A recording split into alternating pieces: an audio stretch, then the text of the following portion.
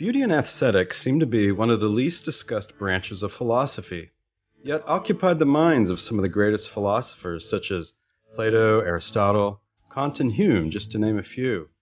Its appeal is immediately obvious, however, when someone asks the seemingly simple question of exactly what beauty is. The conversation that typically follows involves topics such as, what exactly are standards of beauty? If these standards are objective or entirely in the eye of the beholder? And under what circumstances do we or do we not encounter beauty?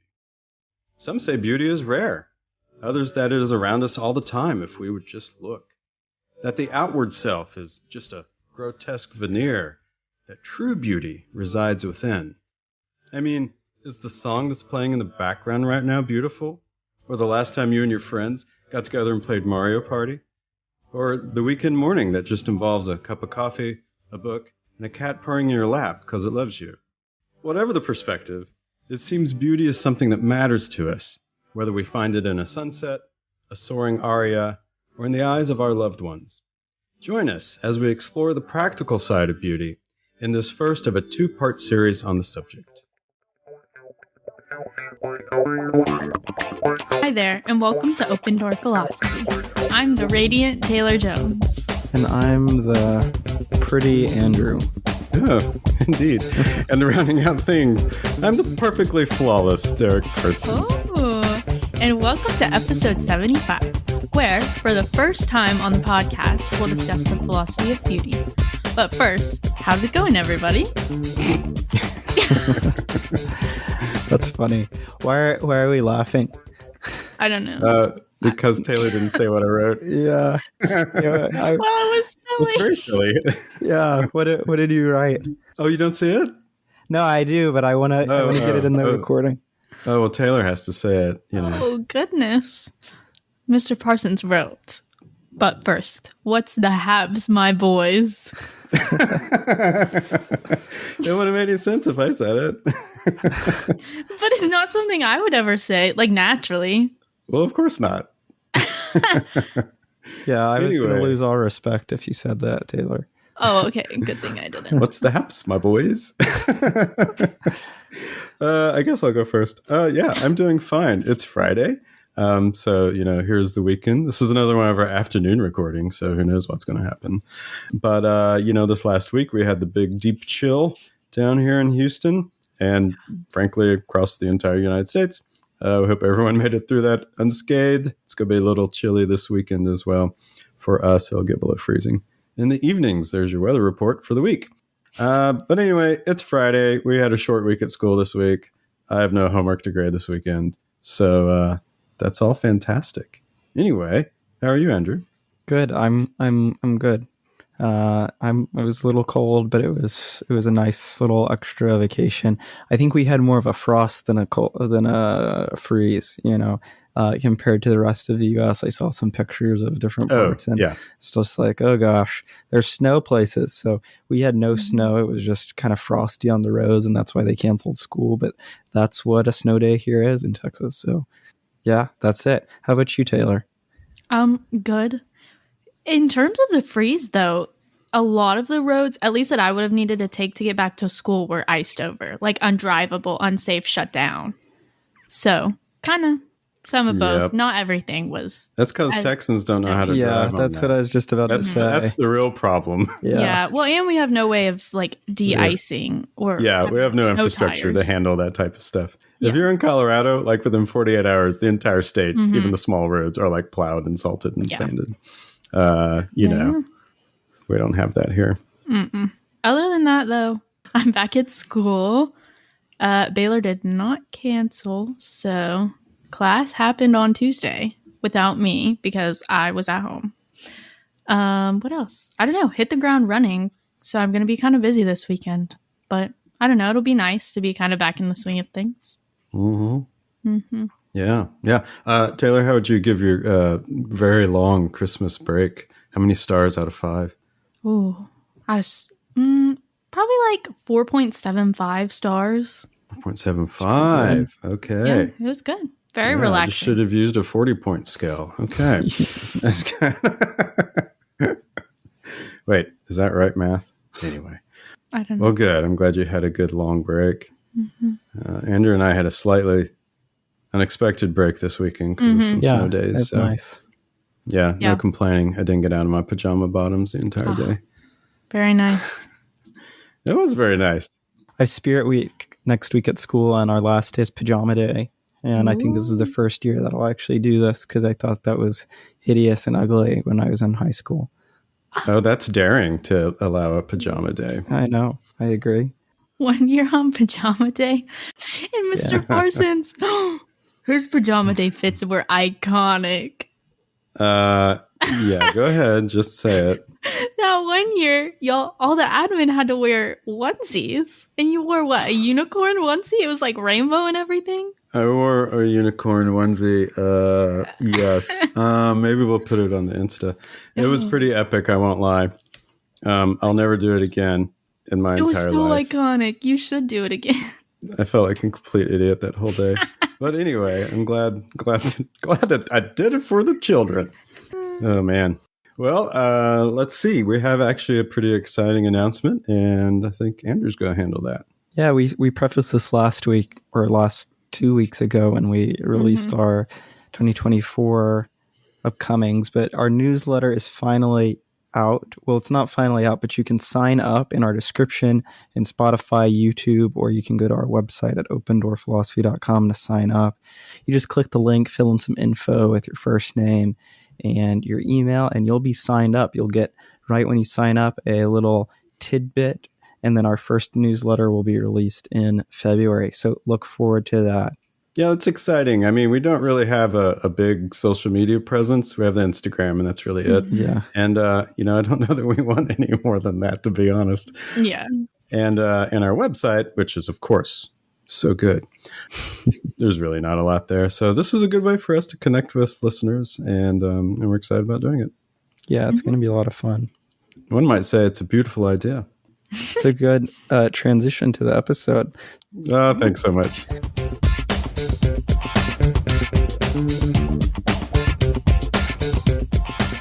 What are we going to talk today about? I know we had the intro, but if people are skipping to the middle, what are we going to talk about today specifically? Okay, so this is going to be a two-part episode. We're kind of taking two very different approaches to this topic in both episodes. So our topic is beauty and aesthetics, and really we're talking more specifically about beauty. Beauty and aesthetics are connected for sure, but they can be treated separately. So we're just going to focus on beauty, and aesthetics makes its way into it, then so it does. So this first episode, we're just going to introduce a lot of what would be considered common questions about beauty in all kinds of different ways. Everything from the nature and definition of beauty, which of course can be very philosophical, how it's used in everyday life, what is its meaning, what should we do about it when we encounter it, things like that. And we'll just kind of bat those around. And then the next episode, we are going to look very specifically at what philosophers throughout different eras, the classical period, medieval, modern, and postmodern. Are we calling it postmodern? I guess we should decide on the show what we're going to call it. Contemporary? Postmodern sounds so... what's that guy's name? Foucault, thank you. It sounds so Foucaultian to say postmodern. Anyway, yeah, so that's what we're doing. So today's going to kind of be covering just its scope, and then the next episode we'll move into some deeper discussion of topics. So anyway, we're going to start. I don't know, you guys have anything to say before we jump right in? I'm surprised this is the first time we're doing this, but it should be a good little series. It's one of the lesser talked about branches of philosophy. I kind of base that on my own experience. And when I talk to other people in the philosophical community who teach, like very, very few people really talk about it. So I don't know. It seems like something that people talk about on the regular, but not philosophically. In my in one of my philosophy classes, we were just talking about kind of the 4 big branches of philosophy, and my professor had said that aesthetics tends to be kind of the least talked about and also considered, I don't like to say least important, but compared to right now compared to metaphysics and epistemology and then ethics, it kind of occupies that bottom spot. But philosophy fluctuates so much through time that sometimes it's regarded as more important, Sure. and sometimes it's not so much, and other things are more important. Yeah. I wonder if there's a reason for that, because, I mean, it does many aspects of philosophy as a whole, or for philosophy of aesthetics, I think, and this might be a controversial thing to say, I think that they can often be kind of broken down into objects of metaphysics and of epistemology. I kind of think it's a nice blend of the two. Whereas, metaphysics, we're talking about things like properties and what makes a thing a thing. And in epistemology, how are we knowing about a thing, or how do we know things in general? And so talking about art and beauty, what makes something beautiful, okay, that's a good combination of metaphysics and epistemology. Yeah. And so I think that's a reason why. I think secondly, a reason why is that it's a fun question to talk about, but what does it really matter if we debate? Like, okay, cool, our definition of beauty's changed. I still might find something beautiful. So I think in the practical sense, when we're comparing that with something like ethics or political philosophy, which has big world ramifications with changes to those systems. And then we have things like metaphysics, which deals with things like God, which is extremely important to, 70% of the world at least, and really 100%, because we should be counting atheists in there too. And then if we have things like epistemology, I mean, that's a big topic now where we're talking about how we know things like gender and sexuality and key issues about our identity around the world. I mean, that's a big one in the topic. And so the ramifications of aesthetics are just maybe more for fun. And so I think those are a few reasons why aesthetics is probably not a big topic of conversation. Yeah, those are all great points. But yet at the same time, we want to live in places, we want to inhabit places that are enjoyable to be in. And a lot of that atmosphere is created by what we might consider at least aesthetically pleasing, if not beautiful. Much has been said about Soviet architecture and Eastern European architecture during the Soviet period and how brutalist it was, just not enjoyable to look at. We want our houses not only to be comfortable, but we want nice things in our houses that make us happy. And that does seem, when I say that we want nice things in our house that makes us happy, that does seem, really unimportant. But yet, if we deprive ourselves of beauty, however we're going to define that, if we deprive ourselves of those things, then life just simply isn't enjoyable. And then that can even link to what we might, talk about, like with the good life, as we're talking about philosophically from a sort of ethical, moral standpoint.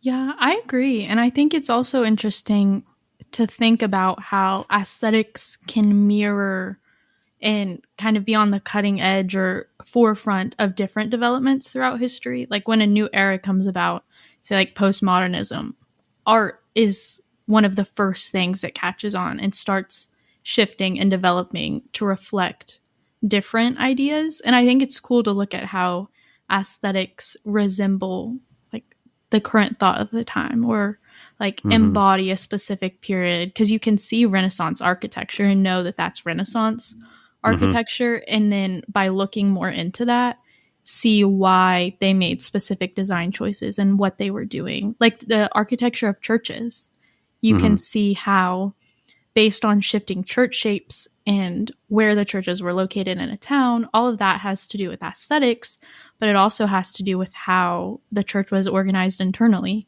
and what value the church had to that specific society and potentially how much power it had and who was the focus of the church. Was it the Pope? Was it the people? And that sort of thing, which I think also gets lost when we just see, oh, it's a pretty church. And that's cool to recognize that, but there's also so much more. Yeah, that's a great point. So for the philosophy of beauty, what are some things that you guys find beautiful? This one shouldn't be, I don't think, a hard question. No. But you paused, and I'm curious why. Well, I paused because in our show notes, I wrote types of beauty. And the first thing I was going to say is relationships, I think are beautiful. Certain relationships, obviously. But the fact that something like relationships between humans exist, I find that idea beautiful, and how it's carried out and how it's meaningful for people, very beautiful. I find the natural world beautiful. But then, like I was getting ready to say like, oh, maybe not this part or that part or type of landscape or whatever, but I find all of nature beautiful. But I'll stop there because I don't want to take something you all think is beautiful. I want to second you on nature. I think there's something about being in nature, especially if you're kind of out a little ways from the urban area, like say in the mountains, where you can just appreciate the beauty of the earth and kind of see all the simple things. But I also think Andrew may have like issues with this, but I think that a lot of things, like almost everything, has beauty in it, and you just have to look for it. Like not everything is going to come out and be like, I'm beautiful and know from the jump. But I think there's a lot of beauty in knowing things and like the intimacy that comes with knowing another person or like being familiar with something. You start to notice small details you may have overlooked. And I think that can be very beautiful. That's a good point. Andrew, what do you find beautiful? Well, I don't know what I find beautiful. But it's, I think, and sorry, that's what a dodge. Yeah, it's a big dodge. Well, I'm just thinking there's some beautiful answers that you guys had, and they got me thinking because and I think this is good to the point, and it's right. Both of you are saying that beauty is a property. You're not saying beauty as a substantive thing that is, by itself, and you're saying that beauty is a thing of something. It's like a property, like saying that something is tall or short, or the house is 30 feet tall. That 30 feet tall is a property of the house itself. So beauty is a property like that of a measurement or of a quality or of an aspect. And so I think that's a good initial place for us to, not necessarily to start, but I'm glad that we're able to see that when we think about beauty. It's a property, and that might sound obvious, but I think that's a really key starting place for us when we're coming in and thinking about like possible definitions of beauty. Yeah, of course, it's notoriously difficult to define. Beauty is like, I can't remember what Supreme Court justice it was. Oliver Wendell Holmes, probably. Oh, was it? I can't even remember what it was. Was he talking about pornography? You're thinking of, I think of Ruth Bader Ginsburg for pornography, where she says, I can't define it, but I know it when I see it. Yeah, I can't define it, but I know it when I see it. And a lot of people appeal to that when they talk about beauty as far as definition, because it is so difficult to define. And because of its difficulty to define, that's when people begin talking about its subjectivity, or beauty is based on cultural biases, and rather than some sort of objective property, if we're talking about properties of beauty. But yes, it's very difficult to define. Sorry, that's Justice Porter Stewart. I'm wrong. Okay. About that. Good. Is the subject correct though? Yeah, I think so. Okay.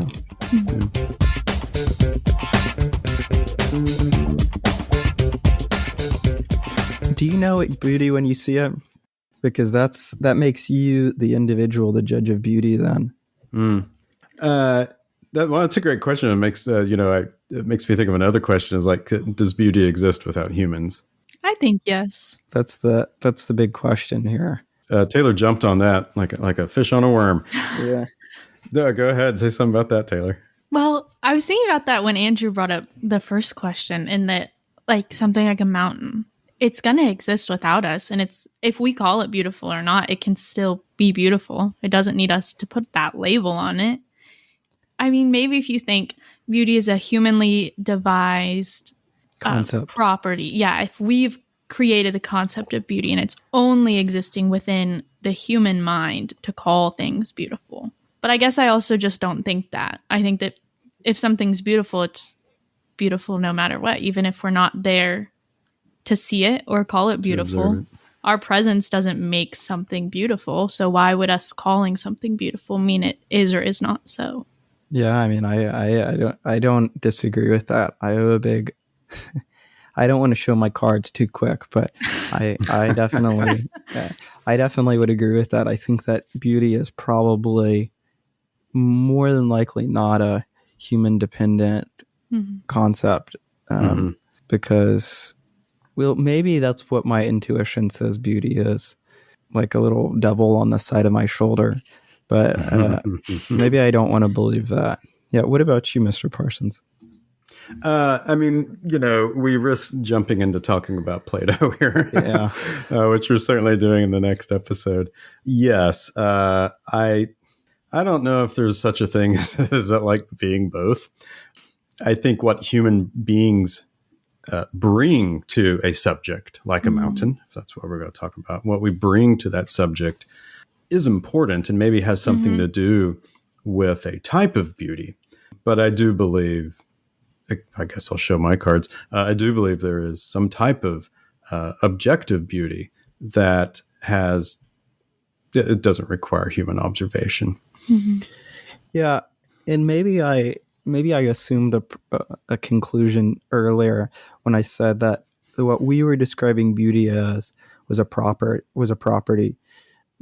If we think beauty is a property of a thing, I think that means that it. I'm not 100% sure about this, but it would seem to me that if we say that something is a property of a thing inherently, then it follows that it would be dependent of humans. Because if we say, the tree is 100 feet tall, and we say the tree is brown, and we say the tree is, has 435 leaves, and the tree is beautiful, well, maybe the word that we use to describe 435 and brown and tall and whatever, maybe those are independent of humans. But still, if humans were wiped off the face of the earth, the tree itself would still be 435 feet tall and have, whatever. It would still have those properties, it seems to me, dependent of humans. So I don't know. That's just what it seems to me if we assume that beauty is a property. Sure. Yeah. And we could go down the road of the logical positivists and meaning and definition, empirical observation, all that kind of stuff. Because, yeah, you're right. I mean, you start talking about beauty as some objective standard, or it exists objectively, and you go pretty deeply down the metaphysical rabbit hole, and the type of propositions that you make in trying to claim a point, or make a claim.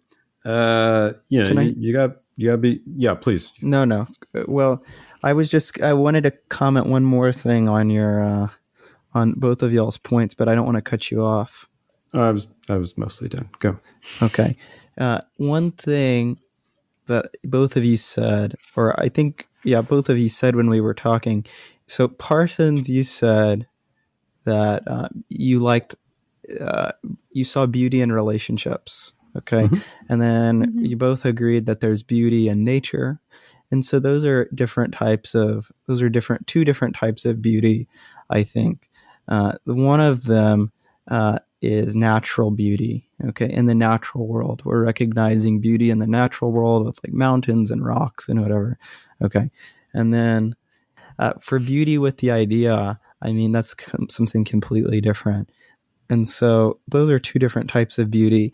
Are there more that we want to kind of put out right now? Are there different types of things that can be beautiful? Yeah, I think beauty, when we talk about beauty, there's a number of different categories that we can talk about or identify. And this list is, I just came up with my own. This is not exhaustive or anything. I think, one of the things we immediately think about is human beauty, right? We say this person is beautiful, or we refer to the beauty industry. And so, there's human beauty, and certainly past civilizations have talked about the beauty of the human body and all of that. Another thing we've talked about, of course, are mountains and nature, and that's the natural world. So the natural world can be beautiful. Ideas, I think ideas can be beautiful. Yep. In their elegance and their structure. what they propose and claim, and how they go about doing it. I think ideas can be beautiful. And then the last thing I had on my list was sentiments. And that might come down to, and Taylor and I were talking about relationships between humans, the type of sentiments that we have with others. So I don't know, that's kind of what I came up with. Yeah, the only one, and I think that I would add, and I think this could be under ideas, is a lot of people say there's a beauty in math and things like that. And I think that's an idea, basically. But I do want to raise something like that. Like there's beauty and, the beauty of a proof working out, or, a logical syllogism working out naturally. And I think that's a combination between ideas and the beauty, maybe controversially, of the natural world. And so that's the only one I would add, perhaps. Taylor? Yeah. No, I agree with that. And I think it's interesting to think of math, too, as being part of the natural world. But we didn't really create math. Like, those sorts of things existed without us. And we're just kind of discovering how they work together. Yeah, we can't. My daughter, who is in an honors college, she has to write a research paper, and she's going into the field of mathematics, and that's her research paper is mathematics, something we created to explain the world, or is mathematics discovered? But anyway, that's a very interesting point. I guess one thing that we didn't mention, but we've kind of mentioned it, is art, the various forms of art, and I guess under my categories I created that would fall under human. When I was thinking of humans and beauty, I was thinking like, actually, when we look at a human, we're like, oh, that person's beautiful. But I think anything created by humans that would be considered beautiful, would fall into that category. Yeah, I think that one's a good combination between humans and natural world, because, and maybe ideas as well, because art is, what is this? Art is life. And so art is at its root an imitation of reality, which is probably the natural world. Yeah, and the way that humans can understand the world, which is probably the natural world. So I think it's a good combo between those, some of those categories. I really like your categories. I think they're pretty encompassing. Like we can divine kind of things that are intermediaries between them, but I think they're pretty good for standalone, mutually exclusive categories. Collectively exhaustive too. I got to tell you, I went through the trouble of doing it. Art created by artificial intelligence is all the rage these days. So I was just messing around last night and I asked ChatGPT or Dolly to create an image that represents the pinnacle of beauty. Yeah. And so, it thought is like, actually, I can't do it. And this is what ChatGPT said. Beauty is quite subjective, as beauty can vary greatly based on individual taste and cultural perspectives. However, I can create an image that combines elements commonly associated with beauty in a variety of cultures. This might include a serene natural landscape, harmonious colors, and aesthetically pleasing shapes. Let's see how this turns out. And then, of course, it made an image. But, ChatGPT is making quite the philosophical claim when it comes to beauty. Yeah, it's pretty dumb. No, that is, subjective. Yeah, it's trying to be an inclusive AI model. Sorry to rain on your parade. Oh, no, you're not raining on it at all. I think it's funny.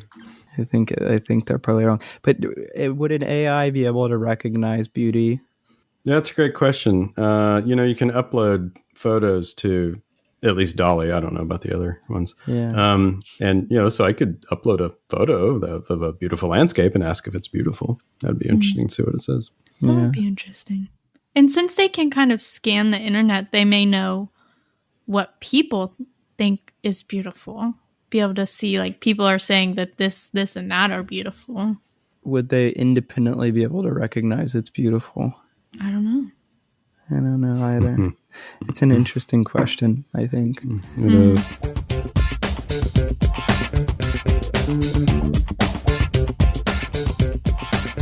Well, how about this? Beauty in kind of the everyday life, in beauty and language. We use that term beautiful in very specific scenarios. I don't think it's a word we use a lot. Mm-hmm. And so when we use that word, although this is true of all words, but when we use that word beautiful in its certain context, we're being very intentional about saying that. We might say, you look nice, but that's very different from saying, you look beautiful. And I'm kind of curious about what you guys think that difference is. Like, does that make sense? Why do we use beauty in certain situations? Is it a powerful word? I don't know. Well, I'm certainly happy always to talk about this, but Taylor, if you want to go first, I'm fine with that. Go ahead. Well, okay. I think that language is probably used incorrectly, probably 99% of the time, just because we're not being careful enough. I think that you probably hit the nail on the head with when we say something's beautiful, at least in English and in the Southern American that I'm familiar with, we probably use it to emphasize something that's more than pretty, or we want to make someone feel special. And so that's what I'm guessing when we say beauty. I don't think that that's some big recognition of what's actually beautiful. Like, oh my gosh, your shoes are so beautiful.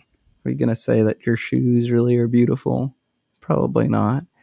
And we've had this conversation a few times, but when we were talking about love, it's like, oh my God, I love your hair. Do you really love her hair? No.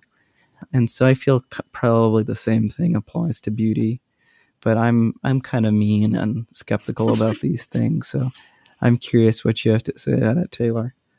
I also thought about when we talked about love. I think with love, we also I don't know that we have enough words to capture that spectrum of I like your hair to I love your hair. Yeah. That we often, if we more than just like something, we fall to love because we don't know what else to say. But maybe with beauty, because we have other adjectives that we can use, we have pretty and nice and good, and I'm sure a bunch of other things that I can't lovely, think of right now. Yeah. That we can hold beautiful in a higher esteem. And like use it more sparingly because we have more words to use to cover a variety of things. But I also think that to an extent, language means what we use it for. And the meaning of words kind of evolves over time as our usage of them evolves over time. So maybe it's not so concrete and cut and dry as it may seem, or we may want it to be. Let me ask you guys another question about language. And this time I want it to be centered around the idea of gender, that the term beauty or beautiful is considered more feminine. So when we say, if we're just being very straightforward, I suppose, and we're saying, well, if you want to compliment a man, you want to compliment a woman, some people would say, like you would say to the woman, you look beautiful, but to the man, you'd say, you look handsome. Mm-hmm. And of course, when we talk about the beauty industry, although there are products for men, I don't know what the percentage would be, maybe 75%, maybe more, is geared for women as opposed to men, And so I don't know. I'm curious what you guys think about the term beauty in relation to gender. I think, at least in terms of the beauty industry, I don't know. I don't know exact percentages, but I would say it's probably like 90-10 because men have like hair gel and face wash marketed to them. Beard oil. Beard oil. Maybe some hair oil. And that's it. And I also, if we're going to go down this thread, women, I feel like in terms of beauty too, women are expected to be beautiful because we have this whole industry of, okay, you have all the hair products. And that includes like the styling tools. It's a massive and the industry. mousse and the cream and the hairspray and this and that and hair dye. And all of the makeup and all of the cosmetic enhancements. And some of those things are available to men, or men can use makeup and they can use hairstyling tools and they can use all of these things, but it's marketed to women.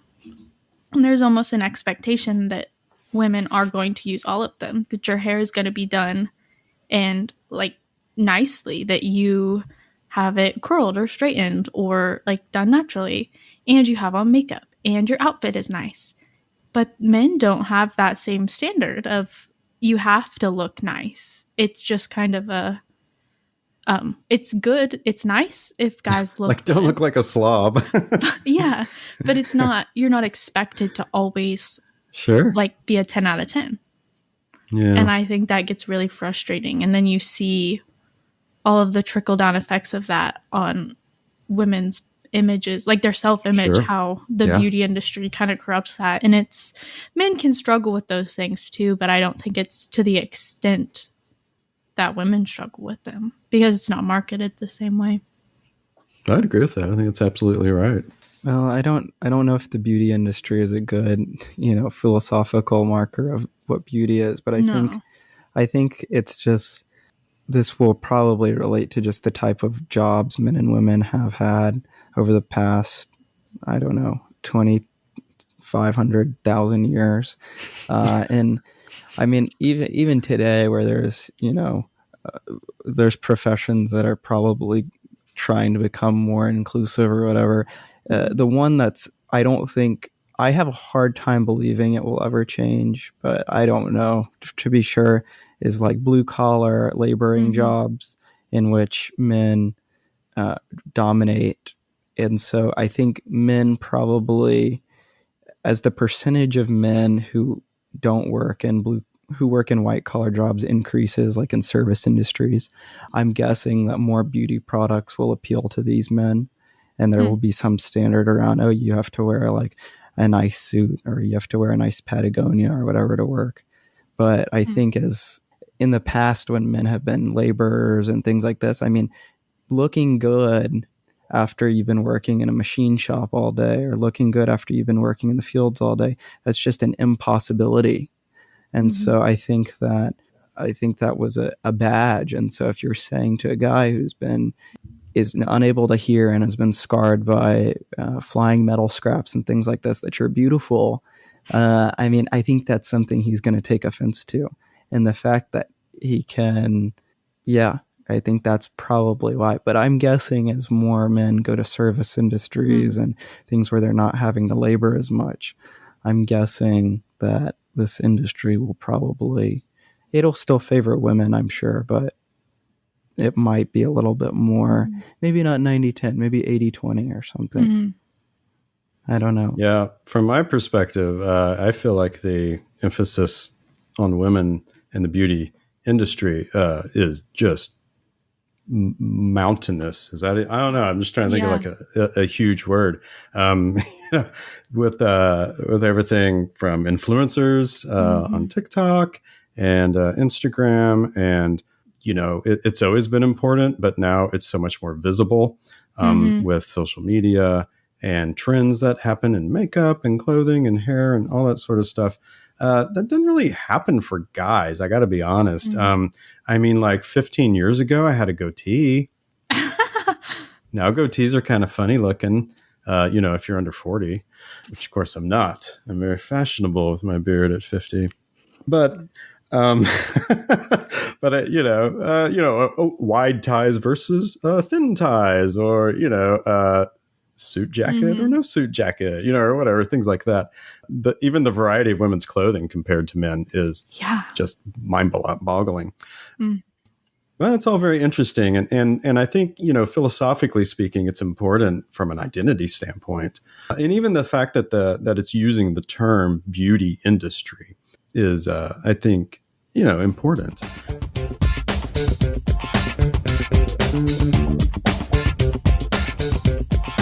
Now, when we think about beauty and maybe even gender, or we say something is beautiful, are we saying something about its authenticity? In other words, is something that is beautiful, is that thing more real or more true than some other type of thing that we're not saying is beautiful? Does that question make sense? When we witness beauty, is that thing that we're saying beautiful, is it artificial? Let me use flowers as an example. I use it in class. Silk flowers versus real flowers, right? You're going to give your loved one a surprise dozen roses. Well, you could go to the craft store and buy silk flowers, and those would last forever. Put them in a little vase in your house and always be able to look at them. Or do you buy them fresh cut roses, which will die and wilt in 5 to 7 days? Which do we prefer more? Or which would we call beautiful? Is the cut roses beautiful or the silk flowers beautiful? And I'm wondering if that type of comparison leads us to what we consider beautiful, and like whether or not something being more real is important. Like, are we saying that what is more real is more true, and the more true something becomes, the more beautiful it becomes? No, that makes sense. I mean, I think that I don't think beauty has much to do with authenticity, at least in how we use it in the language of the culture. Maybe it does have something to do with authenticity in its root and in what beauty actually is. But if it's I think the cultural perception of beauty, no. I mean, almost everything is fake now. I think like burgers and burgers. That tells you something. That's the first thing to come to mind. I'm very hungry, but like from burgers to flowers to TikTok to filters to beauty. I mean, what is real? What is really truly real anymore? And there's this great postmodern philosopher who spends a lot of time thinking about this and how almost the entire world now is just a representation of what it truly is, and it's people reacting to that representation. And I think that beauty, if we're thinking about that as a culture with authenticity, I don't think those two are probably closely related. But what do you think, Taylor? I think the authentic things can be beautiful, but sometimes the most authentic and truthful things are also very ugly and horrible to look at. There's a reason that we avoid the truth in a lot of cases, especially when it entails human suffering. That's a good point. I think there is like truth to that. The more authentic something is, the more beautiful it can be, like flowers. The more like real a flower is, if it's just been grown and cut, that is very beautiful compared to something that we think of as synthetic. So maybe in that way, beauty goes with authenticity. But I don't think it's not like a one-to-one. That makes sense. Let me just jump in before you jump in. I think some of that, though, assumes that truth is also related to beauty. And I don't know if we want to draw that distinction right now. I mean, do we? Right. No, it's a good point. I mean, obviously we can talk about Plato and the concept of the good, the true, and the beautiful, and how we'll save it for next week. But as we ascend up the pyramid to the most true and the most beautiful and the most good, it becomes very abstracted. But it is so true, and it is so beautiful that that higher truth is in fact beautiful. But that's kind of why I asked the question. But I don't know that we want to dive into that right now. No, I just looking off on the end of it. I don't want to say that something is true is necessarily beautiful. Like it's necessary because are we going to say, oh yeah, that's a true rock, or something, Yeah. But I'm sure they can be related. But whatever. Next week. Yeah. Next week. That's right. Well, how about this one? So we're talking about beauty as being something that we all recognize. We might recognize it according to ChatGPT, according to our cultures, what we place on what we consider beautiful. But is beauty evident to any human being with rational faculties? And I guess maybe this kind of goes back to what we were talking about earlier, is like, is the observer actually important? But just as a rational versus sort of an emotional response to beauty, is are rational faculties important for recognizing beauty? And if so, what are the implications? I like how I'm just like asking hard questions to you guys. Yeah, that's funny. Sorry, the episode's kind of turned into that. Sorry. Can I make your question more controversial real quick?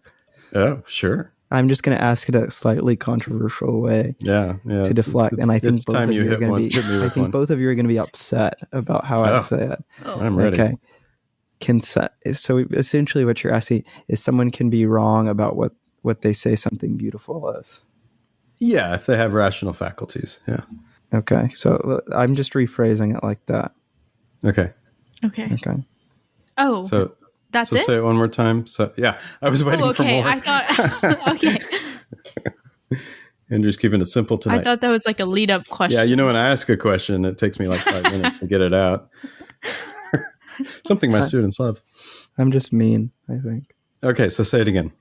Okay, so can someone be wrong about what they think what they think beauty is? Everybody knows what I'm going to say, so I'll let you all go first. I mean, I have an answer. I don't know how well fleshed out it is. Yeah. Yes, people can be wrong about something being beautiful. Mm-hmm. Yeah, they just can. We can think of some pretty terrible things, actually, that, I don't want to like get gross or anything, but, you can think of things that people do to other human beings and or that they appreciate, for lack of a better term, about other human beings that they might consider beautiful. I think that's a warped definition of beauty. So yes, I do think people can be wrong about what's beautiful. That claim has its problems, and obviously, but that's my statement without any further explanation. What do you think, Taylor? Yeah, I agree. But in the same implications, like, well, if we say people can be wrong about beauty, what are we saying? But there's lots of horrible things in the world. And even if you just think about the show Dexter, how he thinks about like the perfect way to commit a murder, because he's what, like a psychopath or a sociopath or something, and he keeps his blood slides.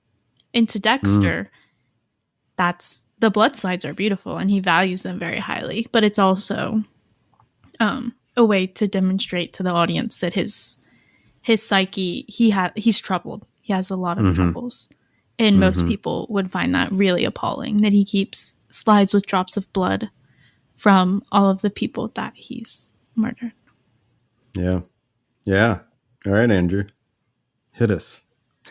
I mean, I completely agree. I don't disagree at all. Yeah. I mean, the fact is, most of us are not experts in things, and so if we don't judge something as beautiful, experts, whatever, but we don't have experience judging things, I think. And so if that's true, if I've been wrong about something beautiful before, then I think, and I just clearly have, like the first time that you eat a steak, for instance, I'm talking about food.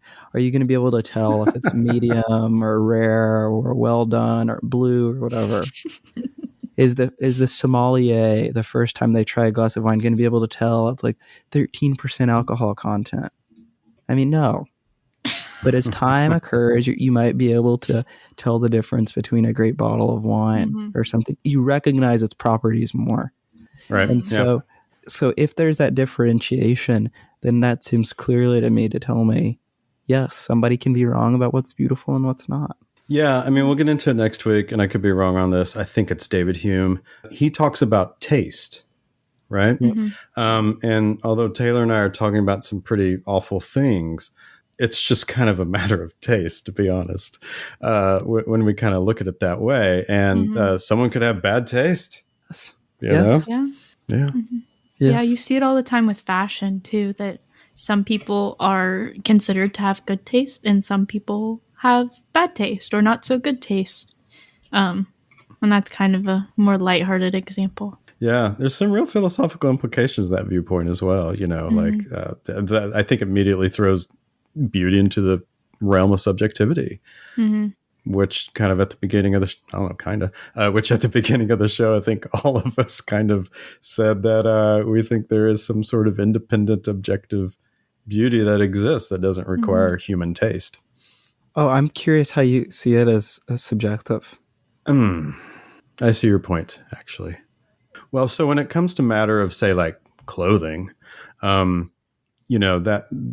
seems subjective when we think this piece of clothing versus that piece of clothing is beautiful, not beautiful, and Taylor might think something different, and Andrew might think something different. versus when we're talking about something that's grotesque, and someone might find beauty in that grotesqueness, and I'm like clearly like that's disgusting and horrific. Yeah, I think that's maybe like my second example deals more with objectivity, whereas the first example deals with subjectivity. I'm trying to say it at the beginning of the episode. I don't have it totally fleshed out, of course, but I feel like there's different types of beauty. And I don't mean like, nature versus humans or something like that, but like there are types of objective beauties and there's some types of subjective beauty. I think they both have value. I don't know. I need to work that one out a little more, but that was a good question, Andrew. Let me offer a possible distinction, which I think is possible here. Okay, so for taste, I think that is clearly subjective. What outfits do I like? Do I think Crocs look good? Okay. Only if they're camouflage. And then they're not really there. And things like that. I think taste is clearly subjective. But I think that, okay, so Taylor can think that my Crocs look awful and hideous, and I can think my Crocs look great. That's our taste. Are we talking about beauty there? That's a good point. I don't think so. That is a good point. If I say, okay, what makes my Crocs beautiful? Well, what makes my Crocs beautiful? And I hate Crocs, so I don't even know where I'm going with this. What makes they offer good support for my ankle or something, and it takes the pressure off my ankle. And I think that's a beautifully designed piece of equipment, which allows me to feel better in the world. And then Taylor, if she thinks Crocs are hideous, can say, well, yeah, I think they look ugly as heck, but I can see why this aspect of them is really beautiful. And so I think that might be the distinction there. So I just have a hard time thinking of Crocs is beautiful.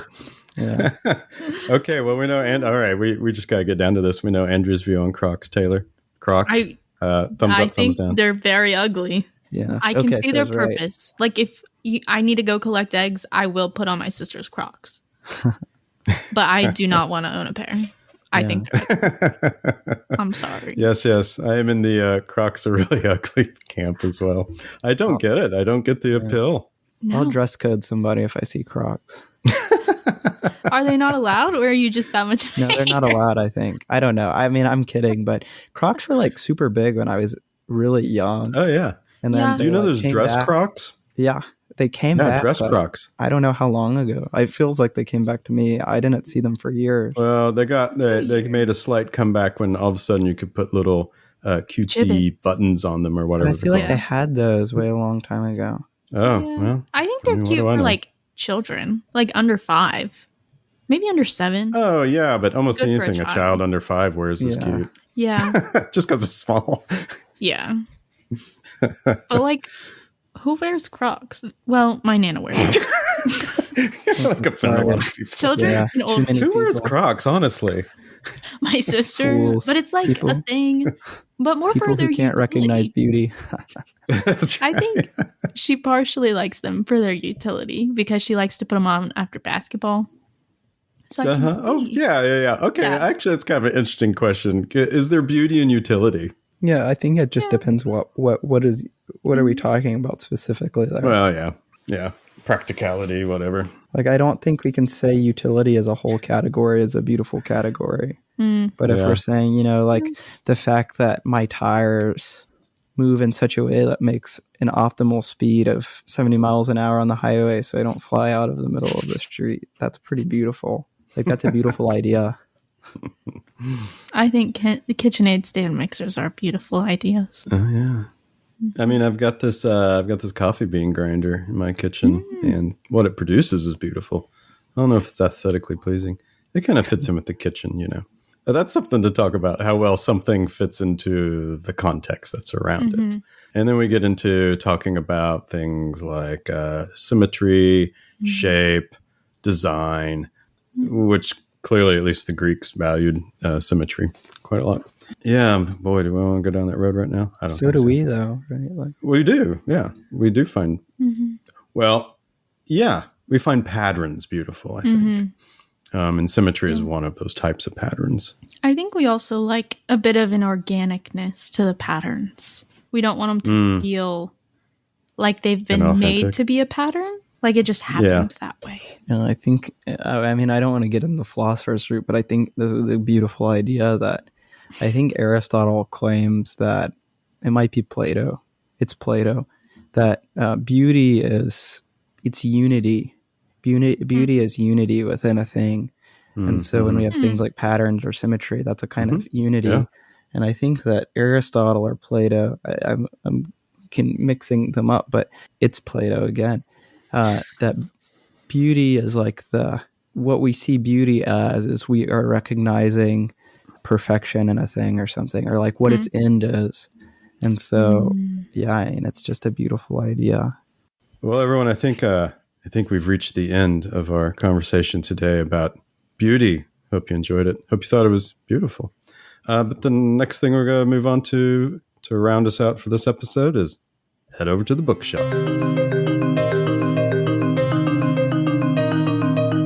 Okay, so the bookshelf falls to me this week, and I want to tell you about a book I've been reading recently. It's called Metaphysical Animals, which is kind of an interesting title. Subtitle is How Four Women Brought Philosophy Back to Life. And so this is another book on the Oxford Four, as I call them, which is Mary Midgley, Philippa Foot, Iris Murdoch, and Elizabeth Anscombe. It's interesting, I think, like from a publishing standpoint, that there's been 2 books in the last 3 years on them published. I wonder, publishing standpoint, we're like, will the market be able to support 2 books on these women? But they do come at it from a different perspective. By the way, this book is co-authored by Claire McCumhell and Rachel Wiseman. This book really talks about the Oxford Four in their early years, so like from the mid-30s to about in the mid-50s. They were philosophically active all throughout their entire life, but this focuses really on period before World War II and during World War II, and then the shift that came in philosophy during that time, in Oxford at least. I believe it happened in Cambridge as well, because that's where Wittgenstein was, and he changes his mind about his claims that he makes in the Tractatus. But anyway, the Metaphysical Animals is about we as human beings are embodied creatures, and we have a natural curiosity that is to us, and that things like art, religion, ethics, and morality, all of these things are actually quite important to human beings and not meaningless, which is what the logical positivists were claiming. So anyway, it's just about how all that developed and how there was a shift after World War II. So anyway, good stuff. That's what I'm currently reading. Sounds interesting, yeah. I'll need to pick up a book on the Oxford Four. That or The Women Are Up to Something. Both of them you've rated very highly. That's the other one. Yeah, on them. The Women Are Up to Something. Yeah. Well, okay. That's it. Yeah, great stuff.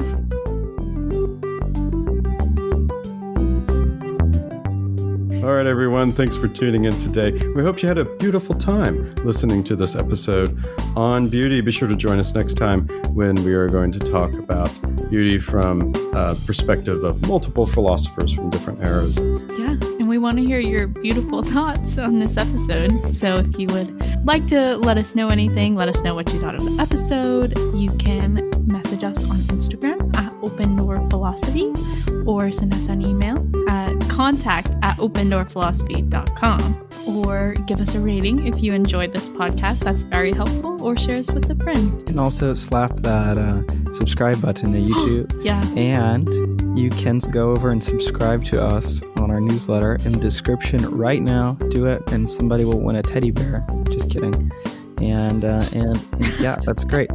Teddy bears they are beautiful. I can't lie. Teddy bears are beautiful. Okay. They are cute. Yeah, that's true. Okay, maybe their fur could be beautiful. Okay, anyways, Kevin MacLeod's music, very beautiful. Sorry, thing is settled. Thank you so much for letting us use it. And remember, when your life is in need of some philosophy, the door is always open. Bye, guys. Bye. Wait, what? Bye? Bye.